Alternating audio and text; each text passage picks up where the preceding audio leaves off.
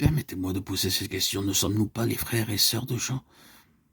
S'il en est ainsi, partagez-vous avec lui cette tribulation, ce royaume et la persévérance en Jésus? Avons-nous de la sympathie dans le sens original du terme, c'est-à-dire souffrir avec quelqu'un à l'égard de ce qu'il a ressenti et de son expérience?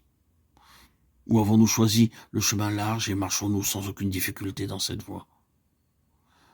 Ce n'est pas parce que vous croyez au royaume que vous y entrerez, et ce n'est pas parce que vous avez une certaine connaissance du royaume que cela sera aussi suffisant pour y rentrer. Vous avez besoin de réaliser que pour entrer dans le royaume, vous devez suivre le même chemin sur lequel Jean a marché. Autrement, votre entrée dans le royaume n'est simplement qu'un idéal. À cause de sa fidélité à la parole de Dieu et au témoignage de Jésus-Christ, Jean fut exilé sur l'île de Patmos. Cette île est située dans la mer Égée, au large de la Turquie actuelle. Elle est rocheuse et déserte. D'un point de vue humain, Jean a dû se sentir bien seul. Et cette expérience était pénible, mais il ne s'est pas plaint, ni à murmurer, car il savait pour qui il souffrait. Moi, Jean, votre frère, mais qui est part avec vous à la tribulation et au royaume et à la persévérance en Jésus-Christ, j'ai été dans l'île appelée Patmos à cause de la parole de Dieu et du témoignage de Jésus, Apocalypse 1:9. Par ce passage, nous voyons dans quelles circonstances il a reçu cette révélation. Il ne déclare pas qu'il est un grand apôtre choisi par le Seigneur. Il dit simplement, moi, Jean, votre frère, et participant avec vous à la tribulation, au royaume et à la persévérance en Jésus. Il ne s'estime pas lui-même plus grand que les autres. Au contraire, il se considère seulement comme leur frère.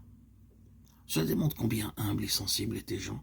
Physiquement, il était sur l'île de Patmos, mais en esprit, il était avec ses frères, souffrant avec eux et attendant ensemble avec la manifestation du royaume. Il avait de tels sentiments parce qu'il vivait dans la réalité du corps de Christ. Il savait que la relation qui existe entre les tribulations, le royaume et la persévérance sont inséparables.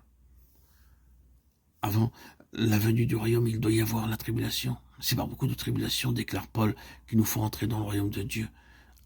Acte 14, 22. Pour Jean, les tribulations prouvent la voie qui conduit au royaume, et les tribulations produisent au-delà de toute mesure un poids éternel de gloire. 2 Corinthiens 4, 17. Parce que Jean aimait le royaume. N'essayez pas d'échapper à la tribulation, le royaume vient, mais il semble venir si lentement. Sans la patience, l'assoupissement peut difficilement être évité. Sans la patience, le retour en arrière est presque certain, et sans la patience, l'attrait qu'exerce le monde paraît irrésistible. Jean savait tout cela, c'est pourquoi il attendait patiemment. Il croyait qu'il avait part avec ses frères à la tribulation, au royaume et à la persévérance qui sont en Jésus. Loué soit le Seigneur. Jean n'est pas le seul sur ce chemin.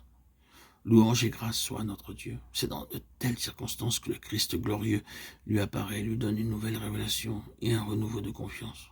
Oh. Pour Jean, à ce moment-là, la terre s'est retirée et le ciel s'est ouvert.